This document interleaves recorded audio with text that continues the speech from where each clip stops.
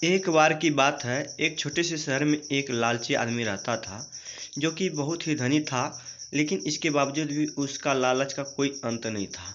उसे सोना और कीमती वस्तुएं बहुत ज़्यादा पसंद थी।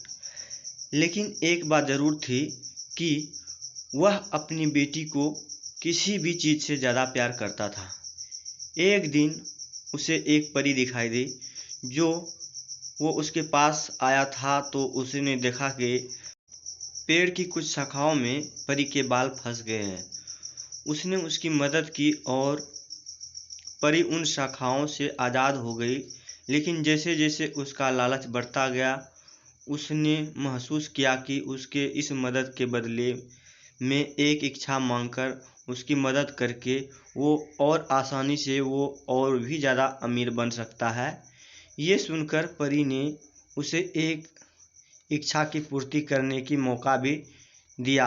ऐसे में से उस लालची आदमी कहा कि जो कुछ मैं छूऊं वह सब सोना हो जाए।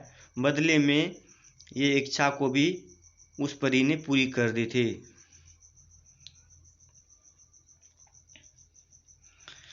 जब उसकी इच्छा पूर्ण हो गई तब वो लालची आदमी अपने पत्नी और बेटी को अपनी इच्छा के बारे में बताने के लिए घर गया। उसने हर समय पत्थर को कंकड़ से छूते हुए उन्हें सोना में परिवर्तित होते देखा, जिसे देखकर वो बहुत ही खुश हुआ। घर पहुंचते ही उसकी बेटी उसका अभिवादन करने के लिए दौड़ी। जैसे ही वह उसे अपनी बाहों में लेने के लिए नीचे झुका, वह एक सोने की मूर्ति में बदल गई। ये पूरी घटना अपने सामने देखते ही उसे अपनी गलती का एहसास हुआ। वो काफ़ी ज़ोर से रोने लगा और अपनी बेटी को वापस लाने की कोशिश करने लगा। उसने परी को खोजने की काफ़ी कोशिश करी, लेकिन वो उसे कहीं भी नहीं मिली।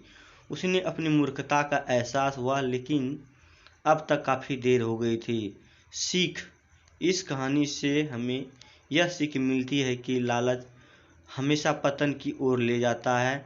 ज़रूरत से ज़्यादा लालच करना हमें हमेशा दुख प्रदान करता है। थैंक यू वीडियो देखने के लिए। अगर ये वीडियो अच्छा